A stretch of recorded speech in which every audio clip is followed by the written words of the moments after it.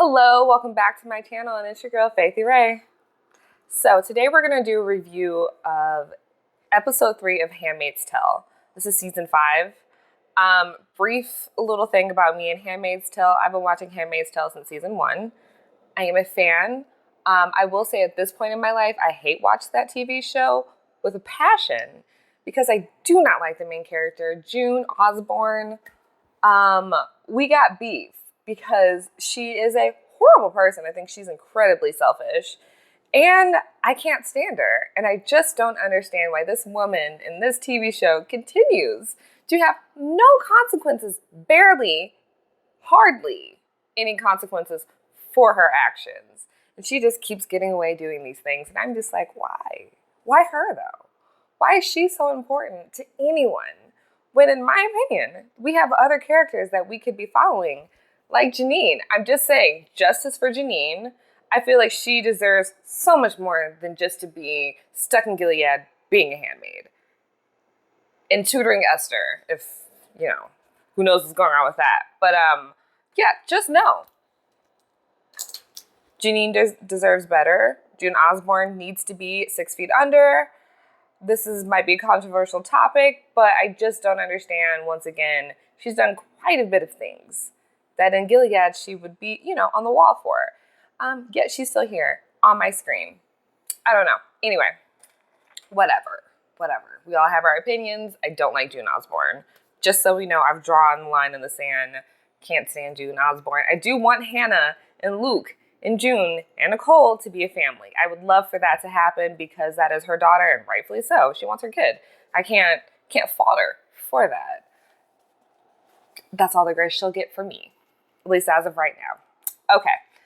All right. So I had a couple different ideas on how I wanted to do this.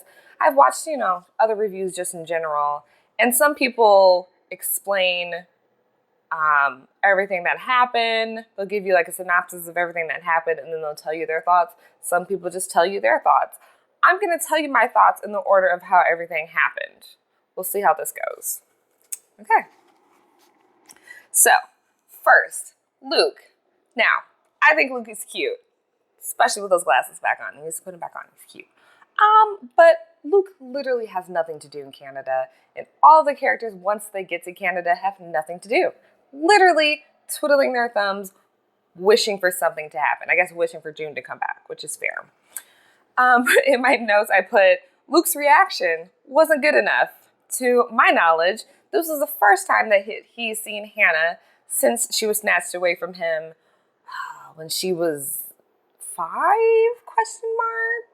right?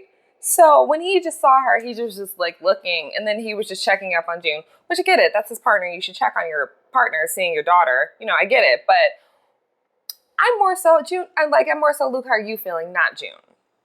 I know how she feels. She's gonna get angry, rightfully so. But Luke, how are you, boo boo? Let me know. I want to know. Are you okay? Hannah's adorable, isn't she? Just saying. All right, moving on. June finds out that Mayday's real. Congratulations, June. You didn't make it up. Okay. Sorry, I just feel like she's selfish. And I put in here in my notes that June finding out that Mayday isn't really necessarily a good thing because she's probably going to do something selfish and end up destroying Mayday. My thoughts. We'll see. Mark and Serena have a moment, and they just need to, they just need to go ahead and do that, right? Like, just do that and get it over with for all of us. Because this will they, won't they thing, tension, it's not a good look for me. Like, it's not a good look for Mark and Serena. I just don't. Like, Mark, you want to be Fred too? Like, you want to be Mr. Waterford the second? That's not good. Okay. All right, Mark, go do that. Serena's a nightmare. Good luck with that. Anyway. So then moving on, we ended up meeting the McKenzies. So I think this is the first time we've seen Commander McKenzie. At least I don't remember seeing him prior. I think we just saw Mrs. McKenzie. That's great. He's being all macho man. Okay. Yay. The McKenzies talk about how much they love Hannah and they want the best for Hannah and all this other stuff. Agnes. That's fine. But my question is about race in Gilead. I mean, from what I can see, race isn't like a thought. It's more so, your status, your class in Gilead, which is fine. It's really interesting. But for me, I think it's really fascinating that Hannah has two white parents. And, this is a biracial little girl. So I'm like, well, are they doing anything, for Hannah to discover her blackness, to see blackness? Like, is she around black people? Like, is there Martha Black? I'm just curious. Like, is Hannah, like, I'm assuming, in our everyday average life in the real world, there's cultures. There's a white culture, there's a black culture. We can go down the list of all the type of cultures. And so she is biracial. She is part white and part black. And so she should know both sides of her. And I'm just wondering, is there like a black culture in Gilead? Is there? Because that's really fascinating to me. I think everything that we don't see in Gilead are the things that I find more interesting. I feel like we've seen locations in Gilead, but I just feel like there's so much more that we don't know that I personally would like to see in race is how it's handled. It seems as if race isn't a thing from what I can see. I don't know, unless someone else can probably tell me something different. But I guess that's okay, but there's still blaring obvious differences between, people that look different, because we all look different. I'm just wondering, how are the McKenzies handling that with Agnes, aka Hannah? She's so cute.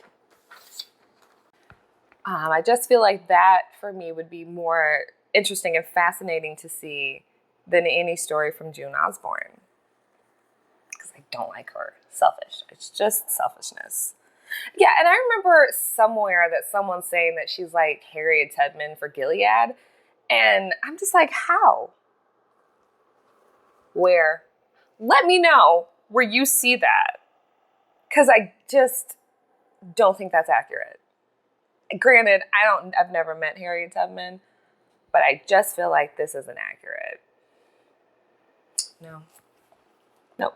Nope, nope, nope. Nope, don't like that comparison at all. But whatever. Hey, make what you want. So we also get to see Nick and more of Nick and his wife, and I think they're cute. They're cute. They seem like, it seems like there might be a little bit of chemistry, like a genuine connection between them two, and I like that. And I don't care what anyone says. I feel like Nick and his wife have way more chemistry than Nick and June. That's just me personally. Granted, Luke and June have no chemistry. That's okay. Luke, you can come over here if you want. Hi. Hey. But, just saying, whatever. So we see Lydia. Aunt Lydia being upset that Esther and Janine are in the hospital, rightfully so. Aunt Lydia is so upset. She's big mad that she's going to smack someone in a coma, because that's what you do to wake people up, apparently. Don't really care too much about Lydia being sad. It's just kind of whatever for me. You've treated these girls horribly. And I understand that she's also doing her job, like I get it. But also it's just like, I don't know, some of the things that you've done, ma'am, you don't actually have to do. Like Janine's eye. Just saying, you're the reason why she only has one eye. I'm just saying. No. No, ma'am. Ugh, gross. Gross, gross, gross. Lydia's horrible. Just want to say that. Oh, yeah. So then Lydia goes and she, is praying, and she's like, let Janine live. I want Janine to live. I don't punish her for my faults and for my sins. And I'm like, yep, that's true. Yeah, don't punish Janine. I just think Janine deserves the world. Yeah, I hope that's the case. I hope that from here on out, the handmaids are treated like they're all humans with feelings. Because they should be treated like humans with feelings, because they are. Oh, yeah. So I also just put more emphasis on how I genuinely want Janine's happiness, and I feel like she deserves to live in Canada with her daughter. Charlotte's what she named her originally, right? Not Angela. And yeah, she deserves it. Like, we should be seeing Janine's story, not June's. Okay.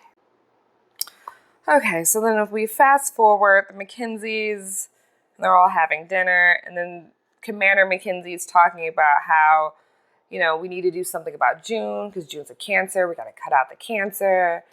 And I'm like, Commander McKenzie, I agree with you. Also, sir, you're scared because you have her daughter. As you should be scared because you shouldn't have her daughter. But it is what it is. At least they are treating Hannah with love and respect. And I genuinely believe that they care about the little girl because she's cute. And they should. Why not? All right, so we fast forward down, and Commander Lawrence is talking to everyone. I don't know. I don't really have much to say about the whole dinner scene. Commander Lawrence mentions that he doesn't want to remarry, and everyone at the table, Commander McKenzie's like, sir, you can't be a commander here and not have a wife. We don't do that here. Like, we'll give you time to mourn. I'm assuming he's still in mourning, ? But you need to remarry. So then there was a question or a topic of like Serena and Commander Lawrence maybe like, will they get married? And for a second, I'm like, I like this idea. Okay, sure. I guess it's a little weird. He's the reason why she doesn't have a husband, but okay. Do what you gotta do, Serena. You gotta do what you gotta do. Gilead to survive, because you can't be a single woman with a kid. So, yeah, do something. Okay, so then we move forward. I have Putnam's. Mrs. Putnam comes to visit Janine in the hospital. Sweet moment. I have nothing negative to say about that. I do want to say that Mrs. Putnam looks like she needs to moisturize just a little bit, just a wee bit. Just a wee bit. She just seems, I don't know, her like aura is giving miserable and grumpy to me, but whatever. So then if we go far down, because I'm just kind of scamming over my notes here, I guess after that, June has a conversation with Nick, and, she finds out that Nick is married, and June's like, oh my gosh, okay, that sucks, but, would I like her? What's her wife like? All that stuff, whatever, okay, bores me. And then we find out the color of the jacket that, oh gosh, that's my neighbors upstairs that scared me. We find out the color of the jacket that Hannah's wearing, and it's purple. At the beginning of the episode, Maura and June were kind of like, what's this color of this jacket? What does this mean? What does plum mean or purple mean? Whatever. They didn't know. And then Nick's like, oh yeah, hey, yeah, so her schooling, her regular schooling's over and done with now. Now she's in commander wife schooling. And, Nick says, hey, the McKenzies really love her. And June's like, no, how can they love her when they're sending an 11-year-old off basically to teach her how to be someone's wife? But that's a good point. But I also have questions and also a comment, which people probably won't like. What's going on in the school? Like, what are they teaching the little girls? Because women can't read in Gilead. Okay. So what are they doing in school? Like, do women only know how to count? What are you teaching? Like, or is everything like orally taught? Like, is it literally just lectures? But even if they can't read, are people writing?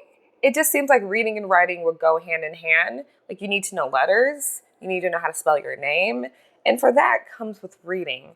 So I'm fascinated and curious to know what they're taught in school. I would love an episode about that. I'm telling you, everything else that they don't really talk about, that seems more fascinating to me than anything June Osborne has going on. Sorry, I don't like her. Just, selfish. Horrible. Gross. Whatever. But yeah, I would love an episode. Can we go in the school? Can we just see what they know? And also, what is like wife school? What is that? Is that like home ec?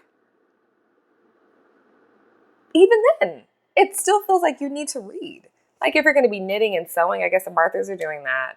But like if you're going to knit and sew, don't you need to read something, like read a pattern. I don't know how to sew, but it just seems odd. And I just got questions on, what are these kids learning? Are they like learning how to garden? I don't know. Weird. I want an episode on school and what are they being taught in wife school. Would love to know that. Also, I have a question. So Hannah was wearing pink before. When we saw her, running around, I know she was a smaller girl, but she was wearing pink. And I just thought that because she was wearing pink that she was going to be trained to be a handmaid. I guess I was wrong on that. But how do they pick who's going to be a handmaid and who's going to be a commander's wife? Because in my head, I'm thinking that is going to be something really dark and twisted. Like, are they testing to see if the little girls are fertile? I don't know. It seems like they would do some devious stuff like that, but I don't know. I just want to know, how do they know, like, who's going to be who? Or is it because of their birth?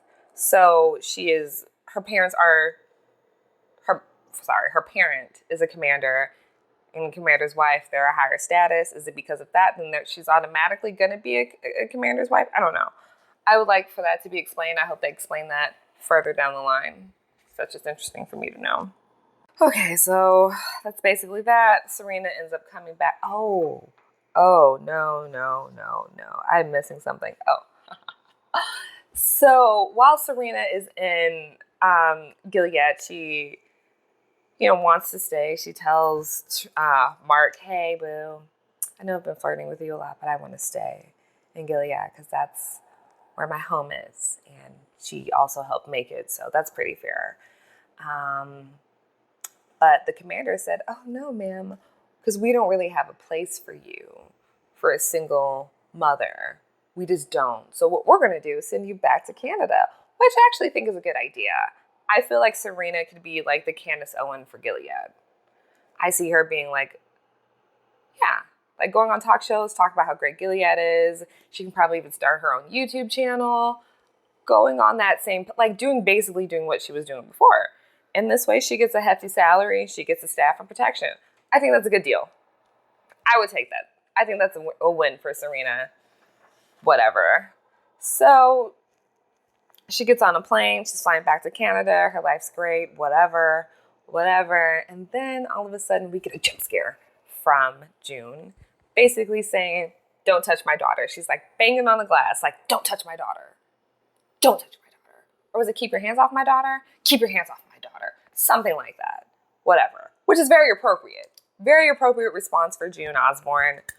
I'll give you claps on that one, ma'am, because Serena, you literally can't just dangle someone's child in front of them and don't think they're going to react. Like, that's rude. I'm surprised it was just as little as that. Like, I mean, she's pregnant. I was going to say June really should smack her, but, she's pregnant, so never mind. Don't do that. But, Serena, what were you thinking? Huh? Or maybe was that the reason why you wanted to stay in Gilead? Because you knew June was going to get upset, but either way, June's going to try and do something to you, which I don't blame her. You have her daughter, and you're dangling her daughter right in front of her face. Don't do that. Don't play with people's kids, okay? Do not play with people's children. It's not a good look. Don't do it. Don't do it. Because whatever happens to you, whatever. Who knows? Okay, so all in all, so far for this season, I guess it's good. I think I like this episode better than 1 and 2. It just felt like, was it 1? No, was episode 2? No, episode 1, she literally didn't speak for like the whole 14 minutes in. She just didn't speak. It's lots of staring. And she was just walking around with blood on her hands. Because that's what you do after you've murdered somebody. Yeah, I was going to say I hope that this is the last season, but I know it won't be. Because there is a 6th season. And I'm all for a 6th season as long as we're getting someone else's story. Once again, justice for Janine. I just feel like she deserves the world. June does not. I don't like that woman. We're not friends, okay? We're not. I know it's a Handmaid's Tale. I understand that she's main character. I get it. But man, we could just follow anyone else's story. Anyone else's story. Aside from June's, I'm going to get over it. Same. She's a homewrecker. I got beef. Literally. You know, the one thing I find so fascinating is that June dated Luke, right? Even though she knew that Luke was married. He's cute, I get it, June. But, like, don't do that. But, like, he's cute, I get it. Okay, so she knew that. She knew that he was married. And, you know, they had a relationship, whatever. They got married. I guess it worked out, right? All up until the whole Gilead thing happened. And basically, she's the side chick yet again for Nick. I find that to be fascinating, man. Y'all, don't break up homes. It never works out for you. I'm just telling you. I'm telling you. Don't do it. Don't do that. All right. That is my review. Words of wisdom from Faithy Ray. Have some more videos coming up. I know that I said that I was going to post some videos of me doing 10,000 steps. Well, see, what happened was that I filmed some of it and then I didn't film anymore. Oh, I filmed some stuff. I just hated everything. So what do you do if you don't like the footage that you have? You don't upload it. I guess you film more stuff. I don't know. But anyway, this is my first review. Tell me thoughts, opinions, all types of criticisms. I'm open to all of it, I guess. Oh my goodness. Literally though, can you see that I like wiped off an eyebrow? I don't really know how to do makeup and I only do it when I'm filming a YouTube video. So there's that. But like completely wiped off my eyebrow. And I don't think my makeup's creasing too. It's time for me to go to bed. It's nighttime. I have to work tomorrow. So you should see a video from me here in a couple days. All right. Bye.